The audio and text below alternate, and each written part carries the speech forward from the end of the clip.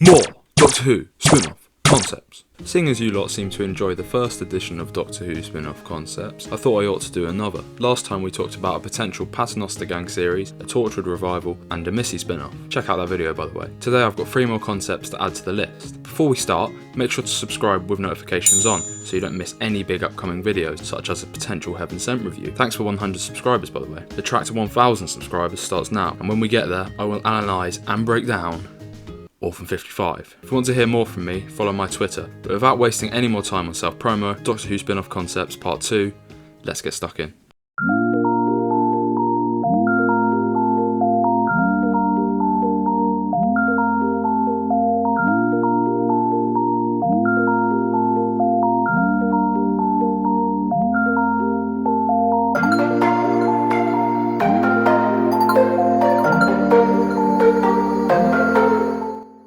Paul McGann is potentially the most underrated Doctor of all time, is a statement I read quite often on Twitter. The 63-year-old played the part in the 1966 TV movie, reprising the role for the 2013 minisode The Night of the Doctor, whilst also playing a small part in Power of the Doctor last year. The 8th Doctor has also been a mainstay in the Big Finish world of Who. My Big Finish knowledge is reasonably limited, but I'm aware that there is plenty of McGann stories, to say the least. Regardless, we've barely seen 8 in live action, and that's a massive shame, but with McGann's Tennant-like ability to age extremely well, a limited series could still work, but how?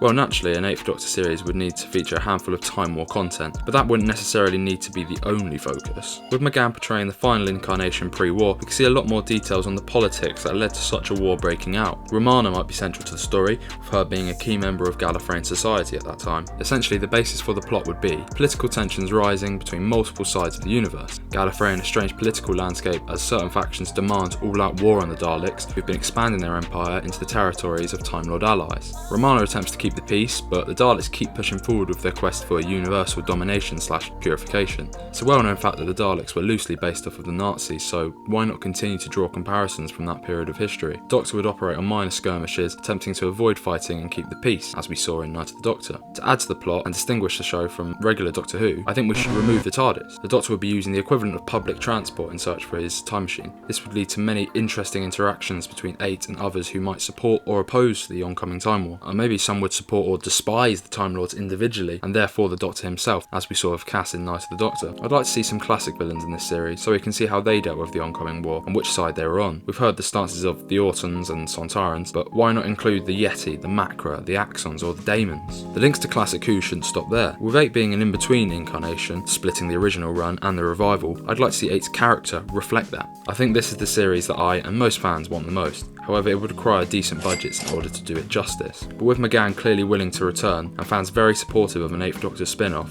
who knows what might happen.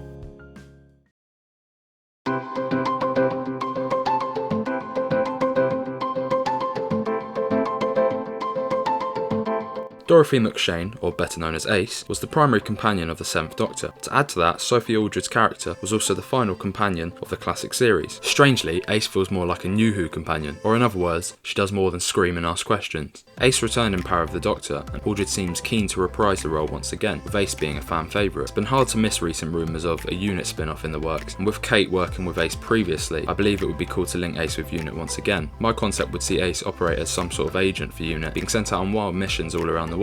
If we're to go by RTD's previous spin-off empire, there would be room for a kid show. If Ace were to be chosen to lead a Sarah Jane Adventures-esque show, then we might see many more stories with Ace learning about the world itself, whether it be by visiting historical locations, wildlife, technology, etc. Then we could add the monsters, sci-fi and Unit stuff as a bonus. I could see a similar vibe to what early Classic Who went for. However, a child's audience wouldn't be a necessity for this show. We could equally see a more grown-up show with Ace, travelling the world on the run from a string of corrupt Unit officers that want her dead. This show would see the introduction of many new Unit officials as key characters. Kate might feature, but not in such a heavy capacity. There would be plenty of standalone / one-off characters that join Ace's journey. Meanwhile, I'd like to think that we could see the likes of Tegan, Joe, and maybe even Yaz crop up. Now, in terms of this being a kids show, I'm aware that we heard this, and I definitely think that this reduces the likelihood of an Ace return. However, it's still pretty likely in my mind. Sophie Aldred wants to do it, and the fans clearly want it, so fingers crossed.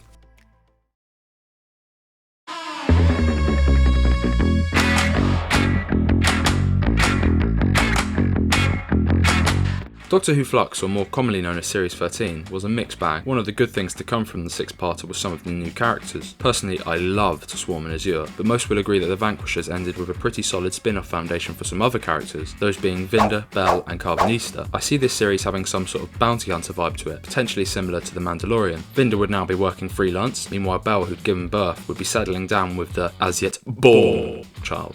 Carvanista's character would act as almost godfather to the child. With the Lupari having been wiped out by the Sontarans, there would be room for some interesting character development for Carvanista. Perhaps we might see him encounter a Sontaran, maybe Strax, and have to swallow his anger. It'd also be interesting to see Carvanista's past discovered more, with his links to the Division shown more throughout the show. I'd also like to see conflict between Bell and Carvanista. Perhaps Carvanista isn't accepted into their family particularly well initially. This arc would naturally resolve with Carvanista being potentially officially made godfather of the child. The main villain for this could be the Grand Serpent. I know this is quite Flux heavy, but I feel there is lots of potential still to be explored with many of the characters from that series. Craig Parkinson's character might have escaped his exile and be a growing political figurehead on the world that Vinder and co escaped to in order to flee the bounty hunters, who could be potentially sent by the Serpent himself. The Serpent would set up some sort of dictatorship, and Vinder would be public enemy number one. In an attempt to save his family, Vinder would be captured and put in death row type facility to await his execution. The finale would see Bell and Carvanista attempt a sort of breakout mission as they try to get Vinder free, not before one final showdown with the Serpent. Now that I've spewed out my ideas, let's talk about the likelihood of this. If we're honest, this isn't going to happen. I highly doubt RTD would want to incorporate side characters who weren't exactly fan favourites or anything into his new era. But still, I think most of the cast would want to do it, so